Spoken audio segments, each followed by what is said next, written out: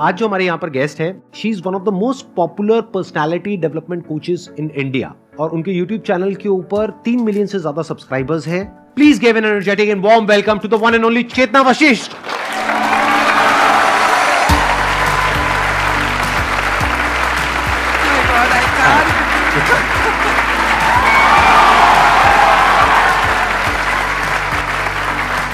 Please.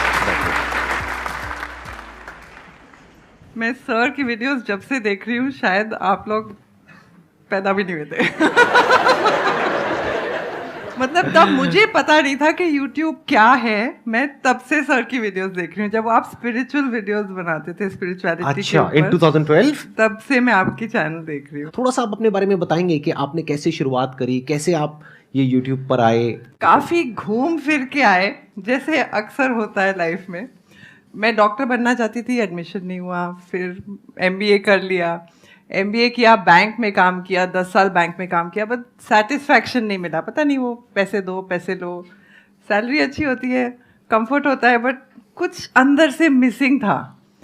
तो बहुत मन था कि पढ़ाएं। तो बैंगलोर में थी उस टाइम और IIM बैंगलोर चली गई, बोला कि मुझे पढ़ाना है।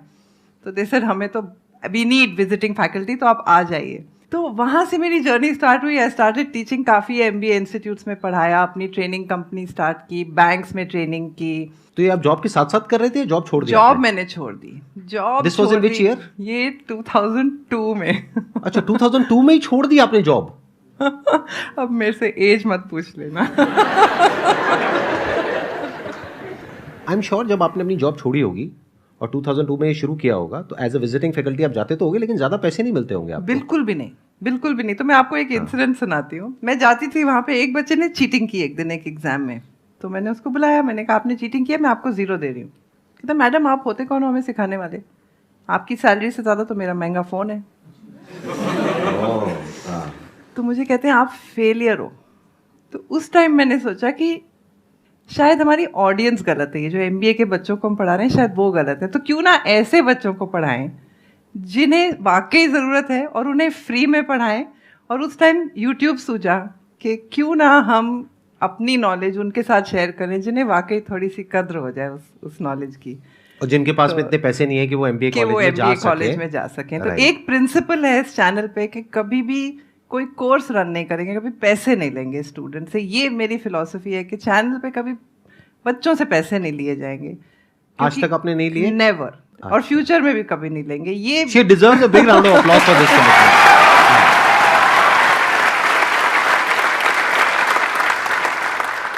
थोड़ा सा आप बताइए कि अगर ये जो बच्चे हैं, इनको यही क्लियर नहीं है बहुत सारे बच्चों को कि पर्सनालिटी होती क्या है, तो can we start from there कि is it a static thing which can not be changed और it's like fluid thing which can be changed? मतलब क्या है ये पर्सनालिटी? यहां से हम शुरू करते हैं और फिर आगे देखते हैं कि अगर अपने आप को इंप्रूव करना है तो कैसे किया जा सकता है आपके अकॉर्डिंग। ये एक बहुत बड़ा क्वेश्चन है और यही क्वेश्चन अगर हम इसका आंसर समझ गए तो बाकी कुछ समझने की जरूरत नहीं है। पर्सनालिटी क्या है? अच्छा, उसके पहले मैं आपको एक पूछती हूँ, अगर मैं आपको पूछूं आप क्या हो, आप कौन हो, तो आप मुझे क्या बताओगे? माइक लेकर के बोलो। काइंड ऑफ हम एक अपने आप को बॉडी समझते हैं जो हम रिप्रेजेंट करते हैं पूरी सोसाइटी को, कि मतलब हम साफ सुथरे रहें और अच्छे रहें, लेकिन हम एक सोल हैं जो मतलब जो कभी ख़त्म नहीं होती। आप ये समझो कि आप कहीं जॉब इंटरव्यू देने के लिए गए हो और ये जवाब दे रहे हो। नहीं सर, मैं आपको पता है ना आपने क्या कर दिया है। अब आप दोबारा से एक बार जवाब दीजिए, जैसे कि जॉब इंटरव्यू में आपसे क्वेश्चन पूछा गया है, tell me something about yourself. अगर मैं जॉब के लिए जाऊंगा, कोई पर्टिकुलर स्किल होगी जिसमें मैंने काम किया है कुछ ईयर्स के लिए, like kind of I am a CA student. तो अगर मैं कहीं पर जॉब के लिए अप्लाई करने जाऊंगा तो मैं अपनी पहले स्किल्स बताऊंगा कि मैंने उसके लिए एलिजिबल होने के लिए कि मतलब मैंने CA कंप्लीट करी है, उसके बाद मेरे पास ये स्किल्स मैं पोजेस करता हूँ, इस फील्ड में मेरी एक्सपर्टीज़ है। उसके बाद काइंड ऑफ अगर वो क्वेश्चंस अलग पूछते हैं कि आपकी हॉबीज़ क्या है या फिर मतलब आप किस चीज़ में ज़्यादा अच्छे हो, और आप मतलब काइंड ऑफ क्वेश्चंस डिफरेंट होते हैं। Perfect, let's give a big round of applause for him please. तो यूजुअली कोई आपको कुछ पूछता है तो आप यही बताते हो कि मैंने ये पास्ट में ये सब किया है, लेकिन आपकी पर्सनालिटी वो नहीं है। आपकी पर्सनालिटी वो है जो आप बनाना चाहते हो। इलॉन मस्क से कोई पूछता है आप क्या हो, तो वो कहते हैं मुझे मार्स पे जाना है। मैं एक दिन मार्स पे जाके रहूंगा, फ्यूचर में मैं क्या बनूंगा या बनूंगी। तो अगर अगली बार आपको कोई क्वेश्चन पूछे आप क्या हो ना, तो साथ में ये जोड़ देना कि मैं 10 साल बाद ये बनूंगा, मैं 10 साल बाद ये बनूंगी। जब आप उसको अपने साथ जोड़ लेते हो ना, तो आपकी वही पर्सनालिटी बन जाती है। सुपरफिशियल लेयर होता है जो लोग सोचते हैं पर्सनालिटी है कि मेरे बाल कैसे हैं, मेरे ड्रेसिंग कैसी है, वो सब बहुत सुपरफिशियल लेयर होता है।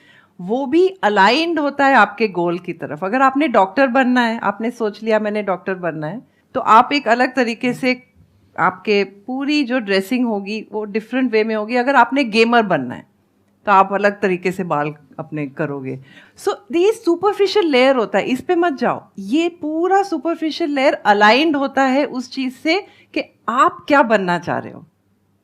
आप उस हिसाब से आपकी पूरी पर्सनालिटी डिसाइड हो जाती है। तो डोंट उल्टा काम मत करो। मतलब पहले ये मत डिसाइड करो कि मेरे को अपनी शक्ल सूरत कैसे बनानी, पहले आप डिसाइड करो कि मुझे बनना क्या है, and then align everything in line with. Very good point. हम यही गड़बड़ करते हैं ज्यादातर कि मतलब हम अपने आप को इंप्रूव कैसे करें। इंप्रूव का मतलब क्या है? जैसे अगर आप एक आर्टिस्ट हो तो आपका जो वे ऑफ ड्रेसिंग है, हेयर स्टाइल है, ये है वो अलग होना चाहिए। और अगर एक कॉर्पोरेट वर्ल्ड में आप जा रहे हो तो वहां पे अलग होना चाहिए। कोई क्लियर कट डेफिनेशन नहीं है ना। तो what she is saying is कि अगर आप एक बड़ा अपना गोल सेट कर लेते हो कि this is what I want to be 10 years down the line, 20 years down the line, मान लो आपको कॉर्पोरेट वर्ल्ड में ही जाना है, तो आपने अपना एक गोल बना लिया सुंदर पिचाई। अब अगर इतना बड़ा गोल बनाओगे तो अगर वो नहीं भी बने तो कुछ तो अच्छा बन ही जाओगे।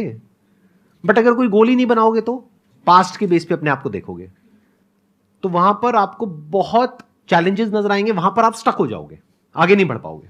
और जैसे ही वो फ्यूचर गोल आपके माइंड में होगा तो पास्ट में या प्रेजेंट में अगर कुछ प्रॉब्लम्स है भी तो आपका ध्यान वहां से हट जाएगा। फ्यूचर में आपको पता है कि मैं कुछ बड़ा करने वाला हूं, मैं फोड़ने वाला हूं, अगर टिपिकल लैंग्वेज में बोला जाए तो। ये जो सर ने बात बोली ना, उस चीज को मैं पकड़ में लाती हूँ। आप लोग कहीं भी जाते हो आपको बहुत शाइनेस फील होती है, अंडर कॉन्फिडेंस फील होता है कि कैसे किसी से हम बात कर सकते हैं, क्या बोलना है मुझे इस टाइम। अंदर से क्या लग रहा है उस टाइम आपको? जज करेंगे सब, जज करेंगे मुझे, लोग मुझे जज कर रहे हैं। स्पेशली मैम तब हमें ये चीज़ फील होती है जब हम उसी फील्ड में सामने वाला हमसे ज़्यादा बेटर है। सामने वाला आपसे बेटर है कि नहीं वो आपके माइंड में है। अभी हमने तय नहीं किया है कौन बेटर है, लेकिन आपने तय कर लिया है कि सामने वाला आपसे बेटर है। अगर आप इस स्टेज पे आके इस टाइम यहाँ पे खड़े हो जाओ सामने, आपको अंदर से क्या फीलिंग होगी? एक्साइटमेंट। एक्साइटमेंट। कौन है एक्साइटमेंट वाले भाई साहब? हाथ ऊपर करिए, आइए यहाँ पर आइए। मैं मजाक कर रहा हूँ, आ जाओ।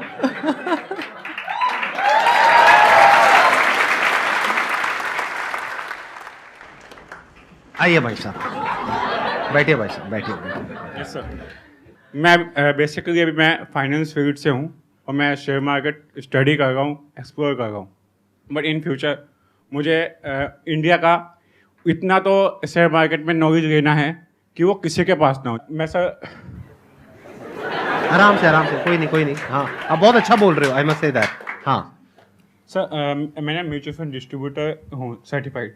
तो क्या होता है सर, चार्ज करते हैं जो होते हैं, बट मैं सर जो भी मेरे साथ पूछता है कि वो अगर मुझसे मेरा क्लाइंट है, वो मुझसे डील करता है नहीं करता, doesn't matter. Let's give a big round of applause for him.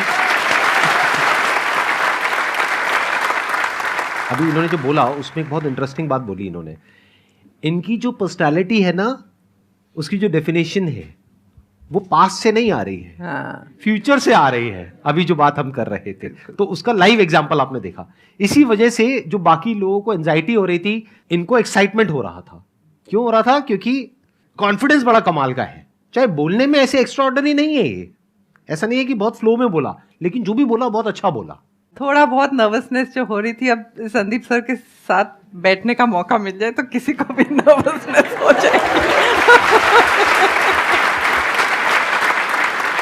और आप लोगों ने ध्यान नहीं दिया, मतलब हमारे बीच में जो दूरियां थी ना वो धीरे धीरे कम होते जा रही थी। फिर हमें एकदम से दोनों को याद आया कि पब्लिक बैठी है।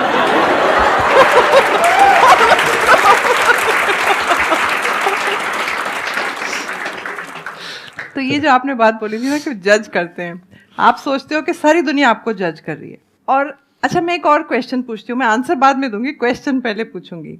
क्या आप अपने आप को गुड लुकिंग समझते हो?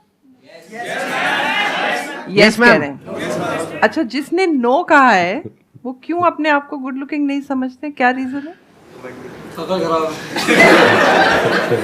मुझे जितनी शक्लें दिख रही हैं यहाँ पे सारी बहुत अच्छी हैं, तो आपको क्या रीजन है कि आपको ऐसा लगता है? मैम डिपेंड ये नहीं करता कि मतलब गुड लुकिंग है नहीं है।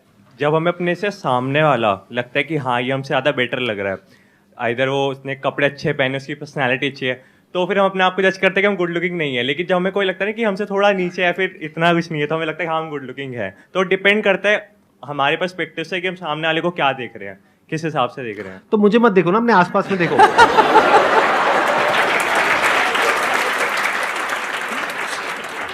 अच्छा चलो एक एक्सपेरिमेंट और करते हैं। सब लोग इस कमरे में चारों तरफ देखो कि आपको पिंक कलर में क्या क्या दिख रहा है।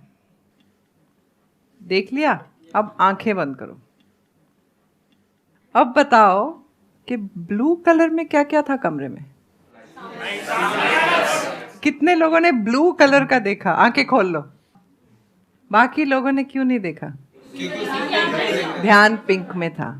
तो क्या होता है, कई बार लोग आपको कुछ कह जाते हैं, किसी ने आप बहुत तैयार हुए, किसी ने कॉम्प्लीमेंट नहीं दिया, कुछ हुआ, किसी ने बोल दिया नहीं आप अच्छे नहीं लग रहे, वो पिंक था, आपने पकड़ लिया।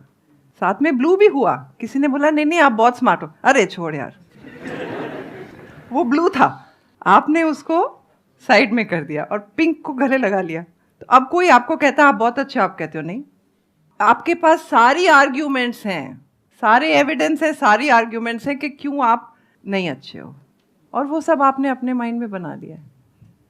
अब उसके लिए कोई रिस्पॉन्सिबल नहीं है, किसी ने कुछ किया ही नहीं है, आप अपनी स्टोरी अपने माइंड में बना रहे हो ना। अब आप एक बार इसको एक्सेप्ट कर लो कि ये स्टोरी सिर्फ आपके मन में है।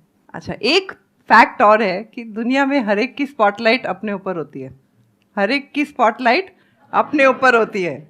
अब आपने स्पॉटलाइट अपने ऊपर डाल दी है और सारे नेगेटिव उसके साथ ले लिए हैं, और आप कहीं जाते हो गैदरिंग में, इंटरव्यू में, मीटिंग में, पार्टी में, आपको क्या लगता है? सारी नेगेटिव मेरी तरफ आ रही है, क्योंकि आपने ही वो स्पॉटलाइट की नेगेटिव एनर्जी अपने ऊपर डाल के रखी हुई है, उसी को लेके चल रहे हो। सामने वाले की स्पॉटलाइट कहाँ है? खुद के ऊपर। खुद के ऊपर। हाँ। आप क्या सोच रहे हो उसकी स्पॉटलाइट कहाँ है? आप सोच रहे हो आपको ध्यान दे रहा है, एक्चुअली उसको अपनी फिक्र है। चलो एक होमवर्क करते हैं, आप घर जाओ, आपका सबसे बड़ा डर क्या है उसको लिखो। सपोज आपका सबसे बड़ा डर है पब्लिक स्पीकिंग, आपका सबसे बड़ा डर हो गया किसी का कि मुझे डांस करना नहीं आता है। एक एक लाइन लिखो, हार्श से हार्श लाइन लिखो। लोग कह रहे हैं एकदम बेवकूफ़ है, इसका तो दिमाग ही नहीं है, जो भी आपको वर्स से वर्स जजमेंट्स आपको लग रहा है लोग आपको जज कर रहे हैं, सारी लिख दो, ठीक है? अब एक एक को पकड़ो, ये पूरी तरह सच नहीं है, थोड़ा दिमाग है, थोड़ा है। फिर सेकंड पॉइंट पे आओ। मेरा कहने का मतलब है आप हर एक पॉइंट को एक एड्रेस करो और उस पर 2 रिएक्शन आएंगे आपके। या तो आप उसको एक्सेप्ट कर लोगे कि ठीक है चलो नहीं आती मुझे फिजिक्स, मान लिया, कोई बात नहीं, मान लिया, चलो मैथ, लेकिन नहीं मैथ्स तो मुझे थोड़ी बहुत आती है, ऐसे मत बोलो कि 0 है ना। एक कुछ आप एक्सेप्ट कर लोगे, कुछ आप चैलेंज करोगे, 2 ही ऑप्शंस हैं। जो चीज़ जजमेंट आपने चैलेंज कर दी वो वहीं की वहीं ख़त्म हो गई, और जो आपने एक्सेप्ट कर ली उसकी भी पावर ख़त्म हो गई। तो आपने जितनी जजमेंट्स लिस्ट करी हैं, आप ऐसे 1 बाय 1 उनकी पावर ख़त्म कर दो। अब उस जजमेंट में कोई पावर ही नहीं है, तो आपको कौन जज कर रहा है? कोई भी नहीं जज कर रहा, ठीक है?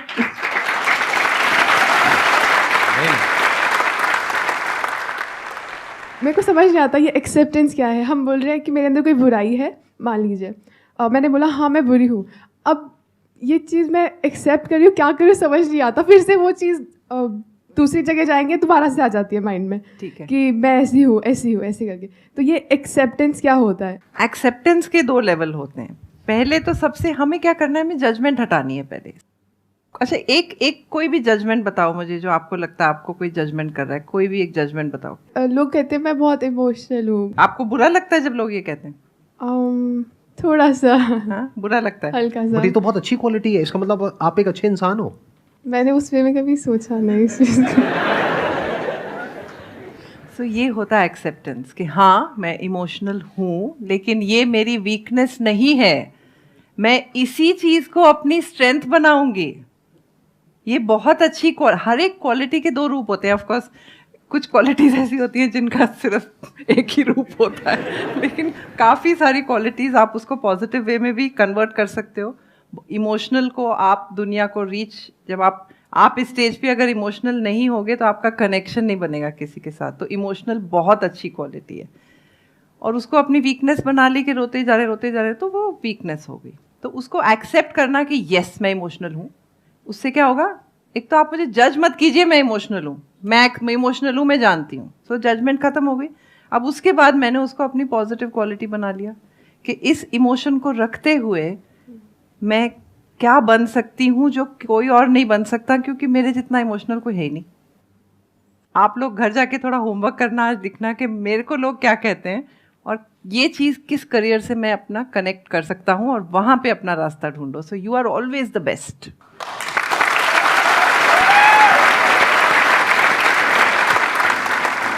Thank you so much for coming. Thank you.